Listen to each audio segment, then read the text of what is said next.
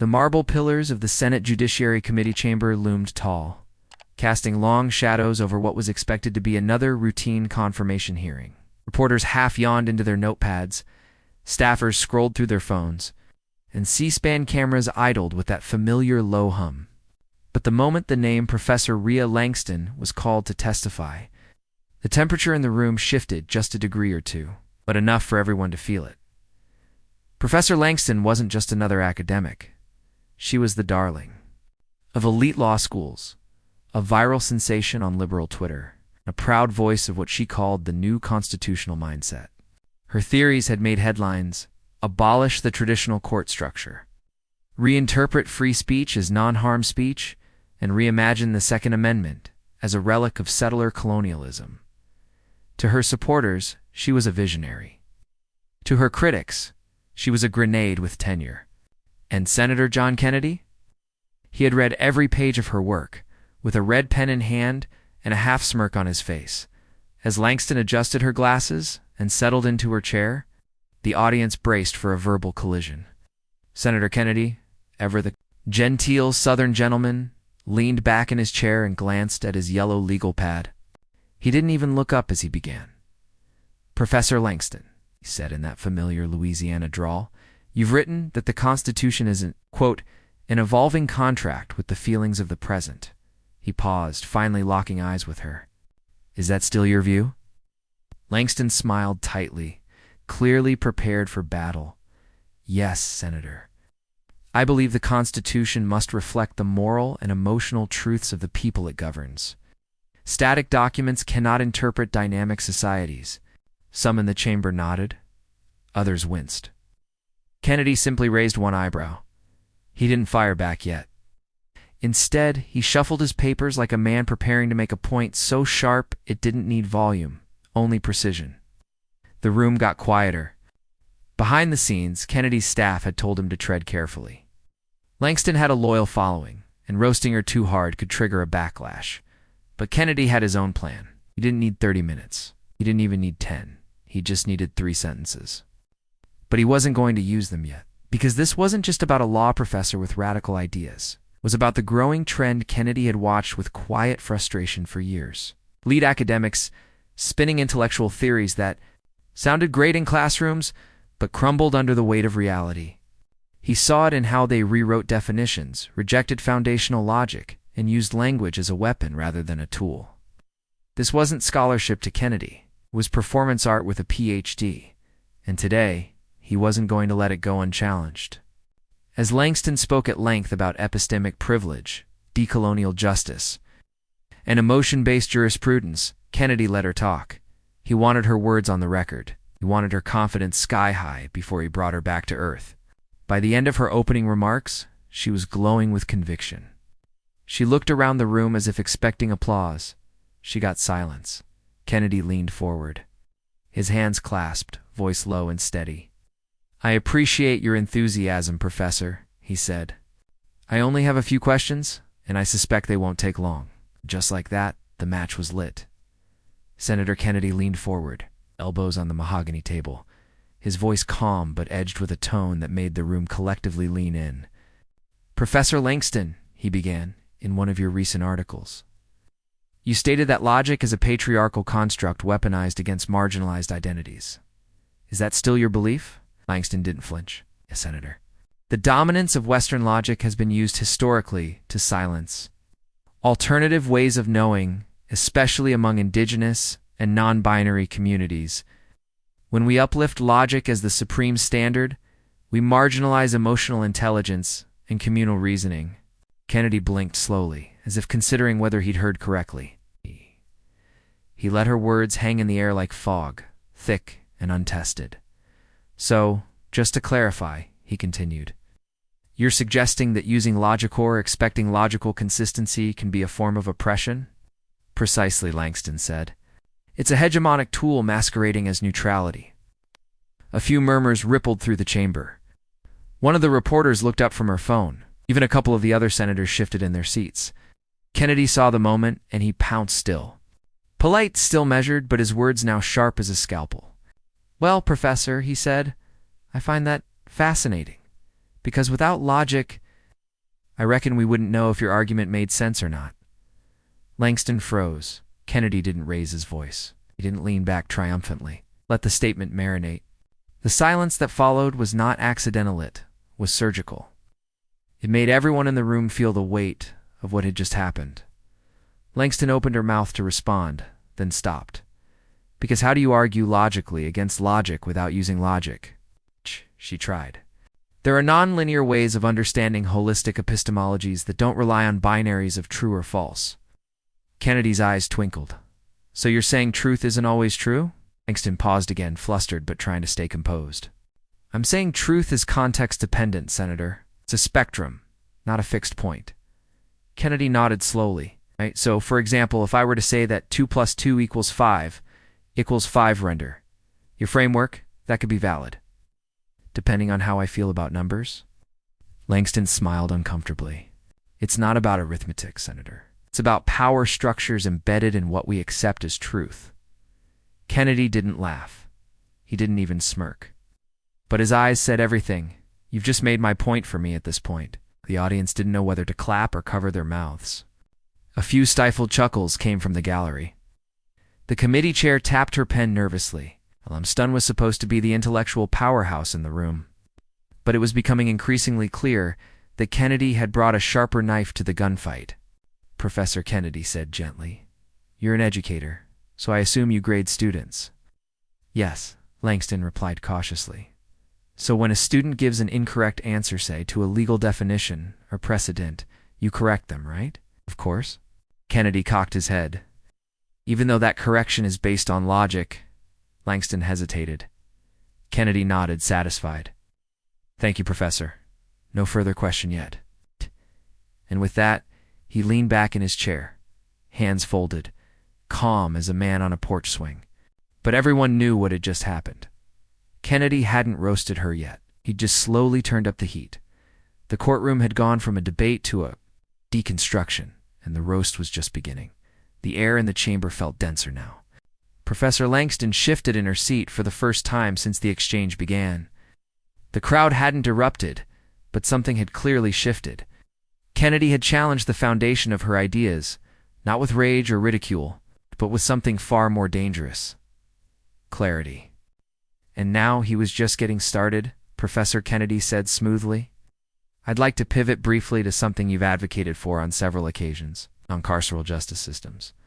You've written that the criminal justice system should, not punish, but instead seek to restore and transform." "Yes," Langston said confidently. "Our current system is punitive, rooted in systemic racism and built on colonial frameworks. We must move away from incarceration and toward community-based restorative solutions." Kennedy nodded. "So if someone commits a violent crime, say armed robbery or assault, you believe they shouldn't necessarily face prison time?" Langston answered quickly. "Correct.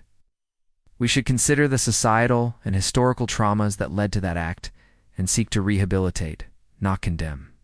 Kennedy glanced at his notepad again, then looked up. "Professor, have you ever had your car stolen?" Langston blinked. "Excuse me, simple question. Ever had your car stolen?" She hesitated. "I know." "Ever been mugged?" "No, Senator."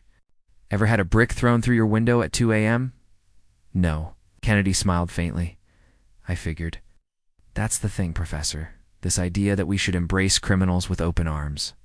Bake them a cake and call it justice. To come mainly from people who've never been on the receiving end of crime." A few quiet chuckles rose from the gallery. Langston tensed. "Senator, that's a gross oversimplification of—" But Kennedy wasn't finished. "Let me paint you a picture," he said. "Imagine a single mother in Baton Rouge, works 2 jobs. Comes home one night and finds her house broken into. Laptop gone. Kid's birthday gifts gone. Wallet gone. Oh. You show up and tell her, 'Don't worry, we're not going to jail the guy. We're going to invite him to a talking circle and discuss his generational trauma.' You think that makes her feel safer?" Langston opened her mouth but paused, clearly choosing her next words carefully. "The purpose," she said slowly, "is to address root causes, Senator. Not to ignore harm, but to heal it in a way that incarceration never could." Kennedy nodded. "Healing is a nice word, Professor. Real, warm, and fuzzy. But some of us believe justice should have teeth. That line landed like a jab, precise and pointed. Then came the pivot. Tell me, Professor, when you grade your law students, do you give them all A's in the name of equality? Langston blinked, again thrown off. No, Senator. Academic standards are still necessary. Even if the student comes from a historically marginalized group, I consider context, but I still hold them to expectations, yes. Kennedy smiled. Gazed. So in the classroom, you apply standards, but in society, we throw them out the window. Langston was visibly irritated now. Senator, that's an unfair comparison. Maybe, he said. Or maybe it's exactly fair and just inconvenient. The gallery stirred again, not with outbursts, but with the kind of quiet that means. People are reconsidering what they thought they believed. Kennedy didn't gloat. He didn't mock. But it was obvious this wasn't a conversation anymore. It was a dissection, and the patient didn't realize she was already on the table. 3 questions, or 3 turns of the wrench. And yet, Kennedy still hadn't used his final 3 sentences. That was coming next. And nobody was ready for what they would be. Senator Kennedy sat still, his fingers gently tapping the table, not out of nervousness, but out of rhythm. A beat was building, a tempo. And he knew the next words would be replayed, quoted, dissected far beyond the walls of this Senate chamber. Professor Langston had settled back into a defensive posture. Her earlier poise had slipped, replaced by controlled irritation. The language she once wielded like a shield, epistemic pluralism, now post-carceral frameworks. Linguistic justice was now sounding more like a fog machine than an intellectual framework. And Kennedy had cleared that fog with nothing but plain English. He straightened the single page on his desk, his only note for this moment. Professor, said, you've written books. You've taught law. You've shaped young minds. But I need you to listen to something not written in a journal, not hidden behind a paywall, and not coated in academic perfume. Langston looked at him, unsure of where he was going. Kennedy leaned in. Here it came. If words no longer have meaning, then laws no longer have power. If justice is just a feeling, then crime becomes a preference. And if truth depends on who's talking, then we're all just yelling in different directions, hoping someone claps. Silence. A long, searing, soul-splitting silence. No reaction. From Kennedy. Didn't need one. Langston stared at him, caught between confusion and insult. She tried to summon a response. But the weight of those 3 sentences had done something no philosophical debate ever could. They collapsed her.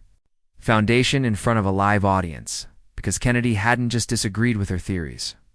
He had exposed them as incoherent outside their protective bubble. One by one, those watching began to register what had just happened. A senator, often caricatured as homespun and old-fashioned, had reduced a decade of dense academic theory into 3 sentences that cut through the noise like a buzzsaw through softwood. A staffer in the corner whispered, "Did he just end the hearing with that?" Langston leaned forward finally, trying to regain control. "Senator, your metaphors are reductive," and he held up a hand gently. "That wasn't a metaphor, Professor. That was a mirror." Another beat then. Came the shift. Langston glanced toward the committee chair, as if silently pleading for a pivot. She adjusted her papers. "I came here in good faith to discuss justice reform, and I came here," Kennedy interrupted, "to make sure that word justice still meant something." The gallery stirred again, this time louder. A ripple of quiet gasps, exchanged glances, and hastily scribbled notes spread through the room like a chill wind. Social media clips would later cut the 3 sentences into bold text over dramatic music. Pundits would spend the next 72 hours debating whether it was brilliant or offensive, insightful or dangerous. But here, in this moment, it was clear that Kennedy had struck something raw, something real. It wasn't about party lines or ivory towers anymore. It was about meaning. Because if the law, Professor's vision of justice, required the death of definitions and the elevation of emotion over principle, Kennedy had just shown what that future looked like, and he did it in under 30 seconds. Langston didn't speak again for the rest of her testimony. She answered questions, yes, but never with the same fire, the same passion. Something had been punctured. The roast wasn't loud, it was lethal. By the time the hearing adjourned, the clip had already made its way onto X, YouTube, Instagram, and even TikTok.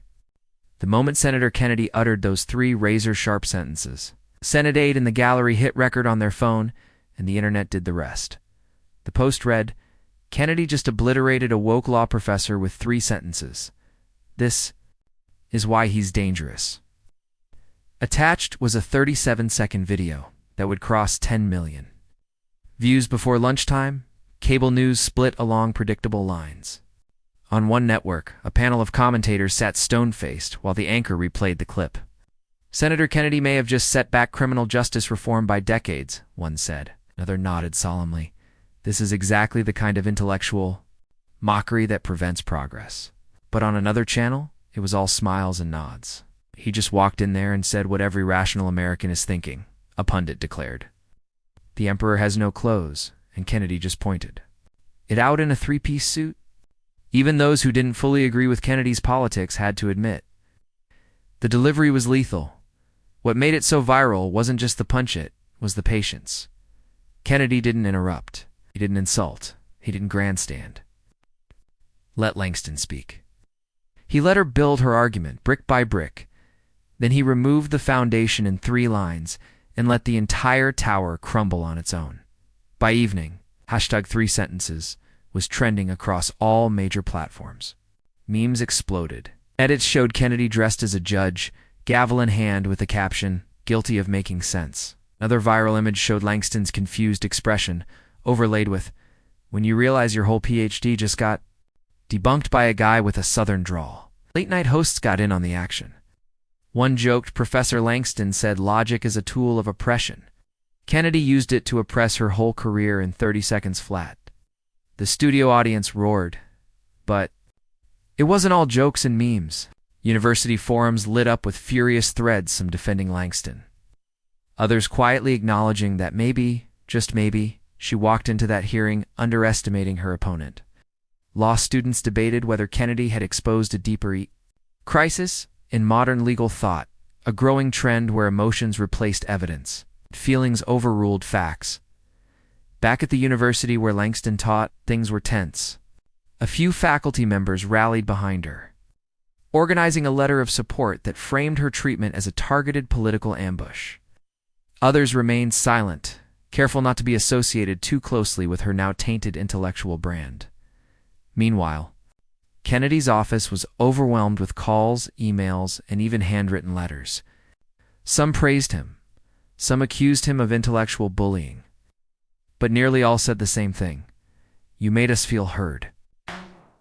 In Kennedy, he went home, poured himself a cup of black coffee, and returned to his usual reading, a worn-out copy of the Constitution and a stack of legal memos.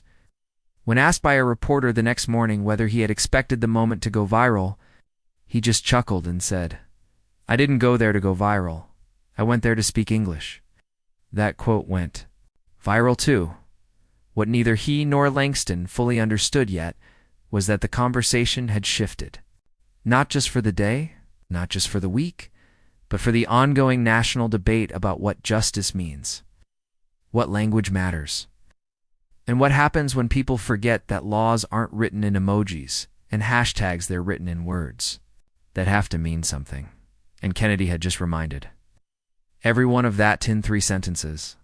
Less than 48 hours after the hearing, Professor Rhea Langston reappeared, this time not in a Senate chamber, but on a primetime news segment on a liberal-leaning network. The studio was sleek, the host sympathetic, and the tone set from the first second.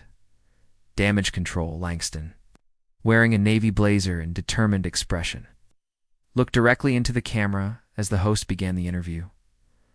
"Professor," the anchor said, "millions have watched that clip. They say Senator Kennedy embarrassed you, that he debunked your entire philosophy in under a minute. What do you say to that?" Langston didn't flinch. She was ready for this. "I say, Senator, Kennedy performed for the cameras," she said.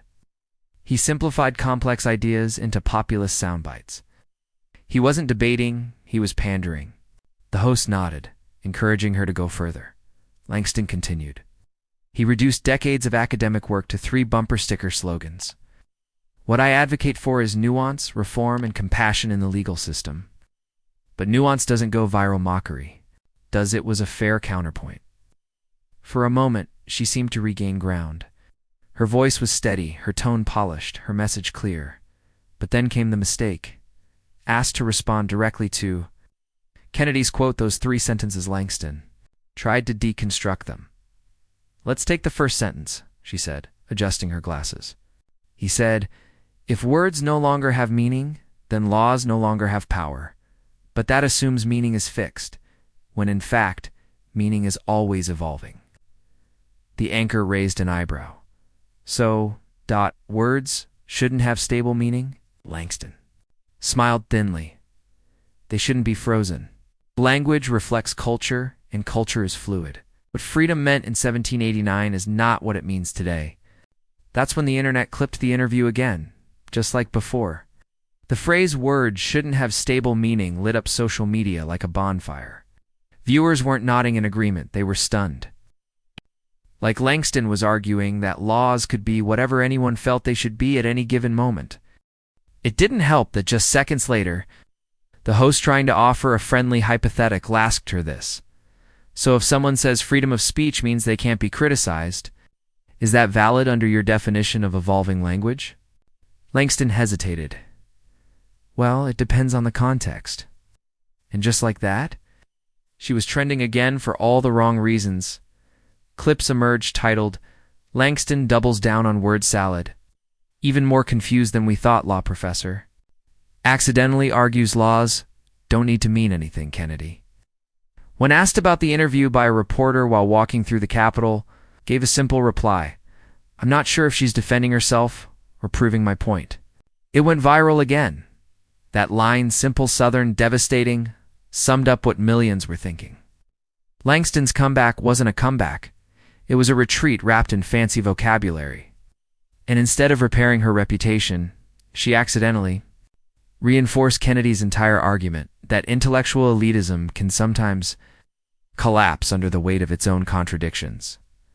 Academics defended her, of course. Op-eds sprang up in university journals accusing Kennedy of weaponizing clarity. One even compared his rhetorical style to philosophical manslaughter. But the public wasn't buying it. The court of public opinion had already decided. Langston talked in circles. Kennedy spoke in sense. And while Langston kept trying to redefine what truth, justice, and language meant, Kennedy's words kept ringing in the national conversation. If justice is just a feeling, then crime becomes a preference.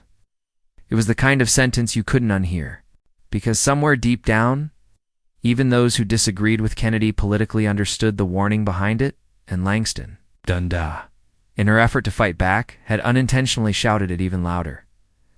By day 3, Kennedy's remarks weren't just trending, they were causing political tremors. The kind that reached across branches of government, ignited group chats between aides, and forced carefully worded statements from people who usually ignored viral moments. Headstruck had now set the whole political forest ablaze. The White House press briefing that morning was unusually tense. The briefing room, usually a mix of polite boredom and press jargon, buzzed with a low-grade static. Everyone in the room knew the topic would come up. Pitt had become unavoidable. Overnight, clips of Kennedy's 3-sentence takedown had reached 30 million combined views. Professors were tweeting threads. Legal analysts were debating it on podcasts. Late-night monologues were quoting him without irony. So when a reporter raised their hand and asked, "Does the president have any comment?" on Senator Kennedy's remarks about the Constitution and the role of language in justice reform, the press secretary hesitated, even if only for a moment. She responded with the kind of careful phrasing that said more than it hid. "The president believes in academic freedom and open dialogue," she began. "He also believes the law must be rooted in fairness, clarity, and the Constitution is a living document. While we may not agree with the senator's framing, We welcome robust discussion about how to evolve our systems in a way that includes everyone. Translation. Yes, we saw it. No, we don't want to fight him directly, but behind the scenes, insiders knew better. A senior communications advisor, speaking anonymously to a journalist that night, admitted, frankly, Kennedy's words hit a nerve knot because they were wrong, but because they were too effective. He took something complicated and made it sound obvious. That's powerful and dangerous in an election year. That's when it stopped being about just Kennedy and Langston. It became about the national conversation. Candidates started referencing the moment in stump speeches. One governor said at a town hall, "We need more Kennedy-style clarity and less Langston-style confusion." The crowd erupted.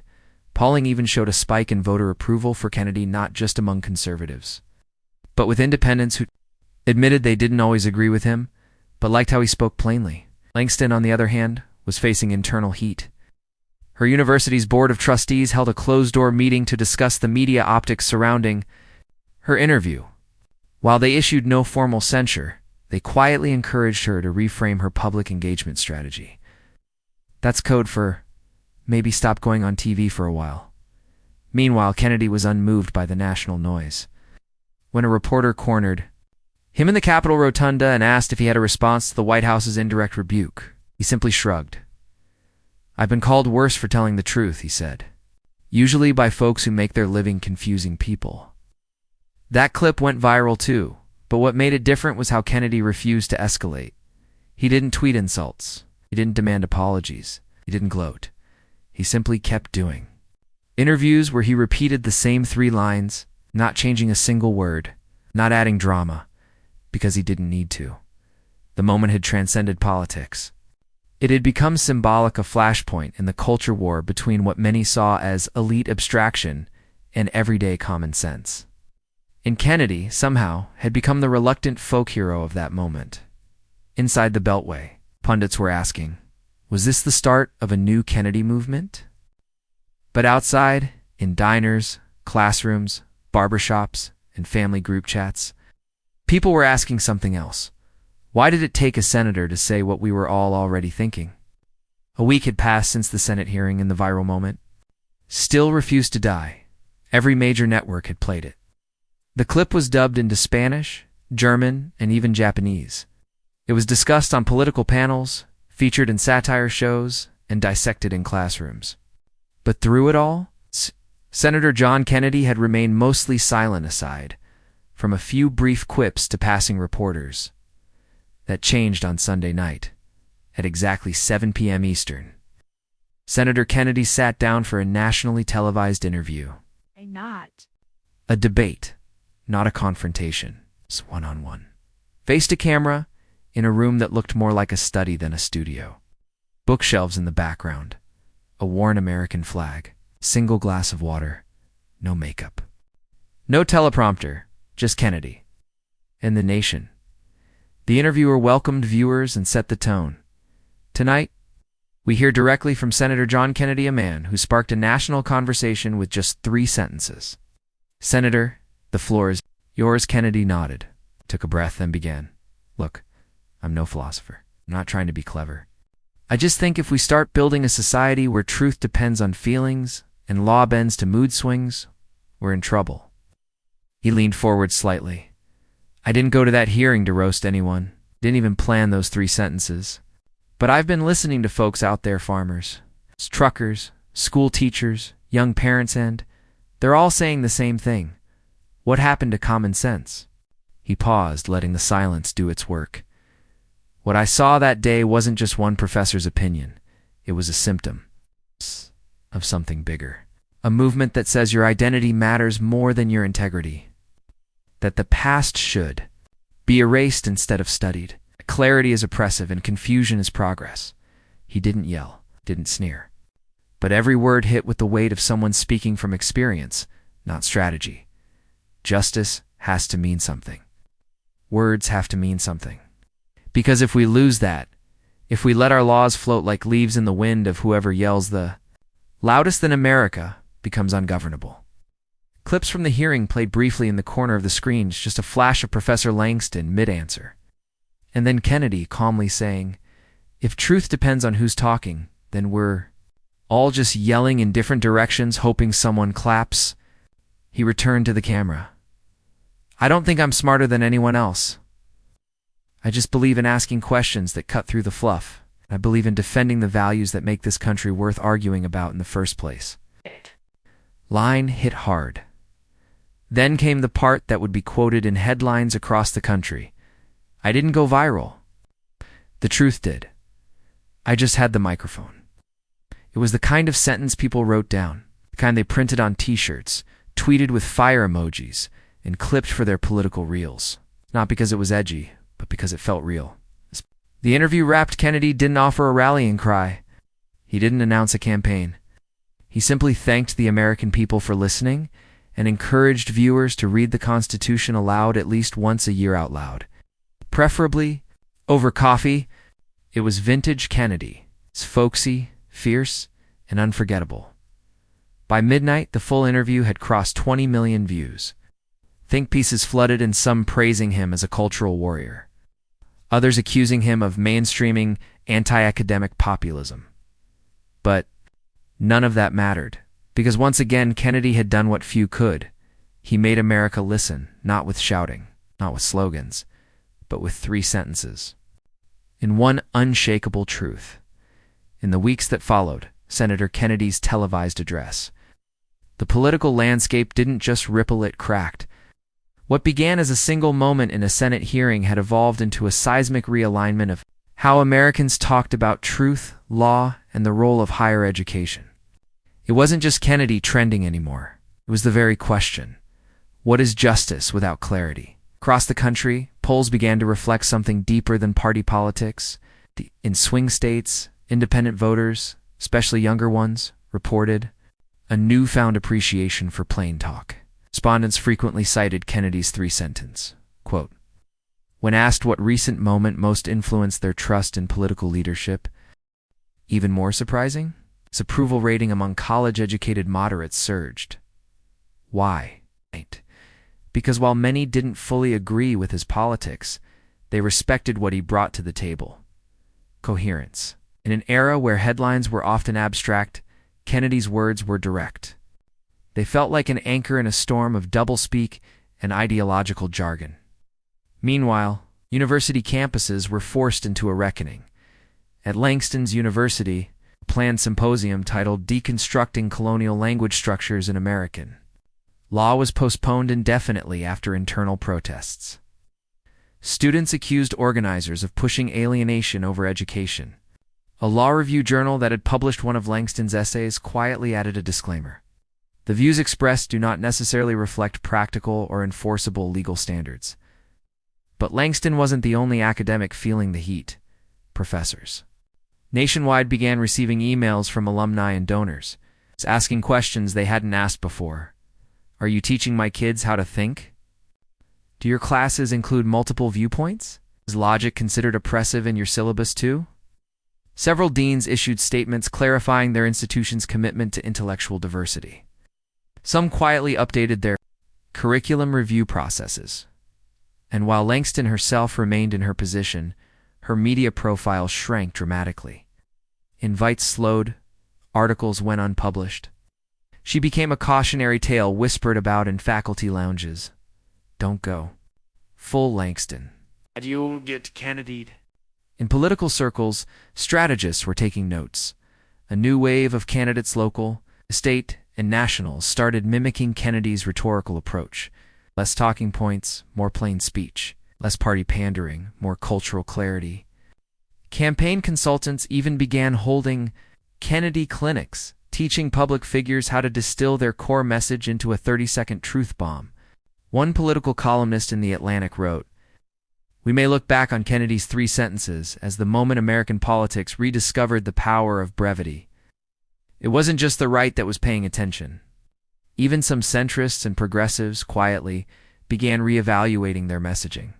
They realized that voters weren't rejecting reform, they were rejecting confusion. They weren't anti-intellectual, they were anti-nonsense." Senator Kennedy, for his part, kept a low profile. He turned down multiple primetime offers, including a rumored appearance on 60 Minutes, When asked why, he simply said, "I've said what I needed to say. I'd rather work than repeat myself." But behind the scenes, the pressure was building. PACs began forming. Supporters started circulating petitions. Some were even whispering about 2028. They called it the Kennedy moment. Because in a political era built on noise, Kennedy had done the impossible. He won the national argument by saying less. And those 3 sentences? They weren't just a roast. It became a movement. It was a crisp Friday morning in Washington. And while most of Capitol Hill buzzed with the usual pre-weekend noise legislation, committee chatter, press briefings, one room in the Dirksen Senate office building sat unusually silent. Senator John Kennedy had requested a closed-door meeting with a bipartisan panel of senators. No press, no staffers, no cameras. It's just 11 lawmakers in a stack of handwritten notes. The country didn't know it yet, but something big was about to change. When the doors finally opened 3 hours later, Kennedy exited alone. He didn't stop for the cameras or reporters yelling questions. He just walked to his car, got in, and drove off. That night, the news broke. Senator Kennedy had quietly introduced a new bipartisan resolution. Its purpose: to launch a congressional review of ideological bias in federally funded academic institutions. The resolution wasn't about censorship, didn't call for bans or budget cuts. It was something much more powerful and subtle. It demanded transparency. Under the resolution, any public college or university receiving federal aid would be required to submit an annual report detailing courses taught on political theory, law, and history, the stated learning objectives, a breakdown of invited guest speakers and their ideological leanings, faculty, diversity not, in race, but in thought. The resolution made waves instantly. Supporters praised it as a long overdue check on runaway groupthink. Critics screamed McCarthyism 2.0. Think tanks lit up. Editorials spilled ink on both sides, but Kennedy didn't appear on a single Sunday show. No victory lap. Fiery rally. Instead, he flew home to Louisiana, and there, in his hometown of Zachary, at a high school auditorium filled with students and parents, he gave what would be called the quiet speech. No teleprompter, no handlers. It's just Kennedy in rolled-up sleeves, holding a dog-eared copy of the Constitution and a legal pad. "I'm not here to cancel anyone," he began. "I'm here to ask why the smartest people in the room forgot how to disagree." The crowd listened, rapt. He told the story of the hearing. The moment the professor called objectivity a myth of the privileged, he didn't mock her. He didn't even mention her by name. Instead, he said, if truth is relative, then fairness is optional. And if fairness is optional, then freedom is negotiable. I don't believe in that kind of America. He paused, then added, this isn't about right or left. It's about right and wrong. It was the closing note to a journey no one had predicted. A single senator, once dismissed as a humorous footnote on the Senate floor, had ignited a national discussion, reshaped academic scrutiny, and redefined the value of plain-spoken courage. The clip from his final line at the auditorium went viral within hours. "I never aim to go viral. I aim to be clear." If that's offensive, then maybe clarity is what we need most. The resolution passed the following month was surprising. Support. Several universities preemptively began reviewing their curricula. One even invited Kennedy to deliver a commencement address, an offer he politely declined. "I already said what I needed to," he told a local reporter. "Let the students speak now." And with that, Senator John Kennedy stepped back.